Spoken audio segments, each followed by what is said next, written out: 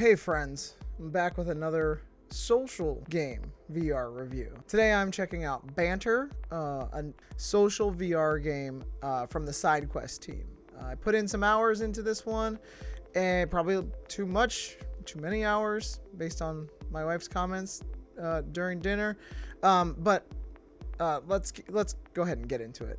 First up, let me talk about what makes this social game different from your VR chats and your rec room. Most social VR feels about as realistic as a cartoon. You know what I mean if you've spent any time in these kind of apps. But Banter's running on this physics system called FlexaPhysics, and it actually is totally different from what you might see in rec room or VR chat. Look at this. When I grab this object, I'm not going to tell you what object it is, but when I grab this, it's got weight to it. If I throw something, it like arcs naturally. If I climb a wall, if I go down a slide, you're actually using your arms to pull yourself up. If you've ever played Bone Lab or Bone Works, you know what I'm talking about. Or any game where you've climbed a ladder. For everyone else, imagine if VR actually worked the way you thought it would when you first heard about it. That's kind of what the physics in this remind me of. I've got this little testing routine I do with physics games, trying to break them. Basically, I stack objects, I see if climbing works right, I'm checking through, like, to see if things fall through doors. I spend about an hour exploring and doing stuff like that, and it mostly holds up.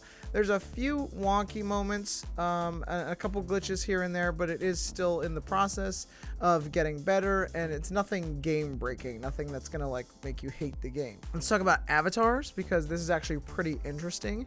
You've got Ready Player Me integration, which is fine. I've already had an avatar there from other games, but here's where it gets good. Full Blender import support. I've been dabbling in Blender for years as a hobby, so I kind of imported some of my old creations. It took a bit of tweaking to get the physics right, but now I'm running around as this character that I made and back in like 2020. And get this, you actually have legs. I know it sounds basic, but after years of floating torsos in VR, it's actually kind of refreshing. Now, social VR is usually hit or miss for me. I'm too old to enjoy screaming kids and too busy for hour-long virtual raves, but I've actually found some decent spots here. There's like a jazz club world that someone's built. I don't even want to talk about the jazz club. I want to talk about this spaceship. The spaceship is awesome. You can float around. Again, you want to talk about physics, you're floating through space on, I want to say it's the ISS. Really chill, good for unwinding after work. And I actually met up with the group of developers who actually made this thing, and we talked. They kind of gave me a rundown of how it works and some of the things. You can do movie nights in a custom built-in movie theater. If it's up to me, I'm gonna watch The Thing with some horror fans. That would be a really cool thing to do. So the games here aren't just afterthoughts either. Take this ski jumping. Sounds simple, right? Spent like an hour trying to beat this guy from Germany's score. Probably way too long. The physics make it feel like you're actually learning something, and you get better with every jump. But here's why Banter really shines though. The Backrooms. If you're not familiar with the Backrooms, it's like this whole internet thing about liminal spaces, kind of like an office building after hours, but more unsettling. Now, most Backrooms games are pretty basic. Walk around, get scared, done. This version, it's massive. 2 hours in, and I'm still finding new areas. The physics engine makes it creepier somehow. Everything feels solid, like real. I found this section here. Just take a look. The world building, though, is what's going to keep this going. You're not just placing props. You can set up physics interactions, create games, and build whole new experiences. Check this out. Someone recreated their entire office building and says it and uses it for virtual meetings now. Another person built this incredible obstacle course. Spent way too much time in that one. Turns out I'm incredibly competitive about space parkour, if you didn't already know. Building isn't exactly beginner friendly. I'm not even going to try my hand at it, but from what I've heard, once you do get the hang of it, it's pretty powerful. Now let's talk about comfort, because I know VR motion sickness is still a thing.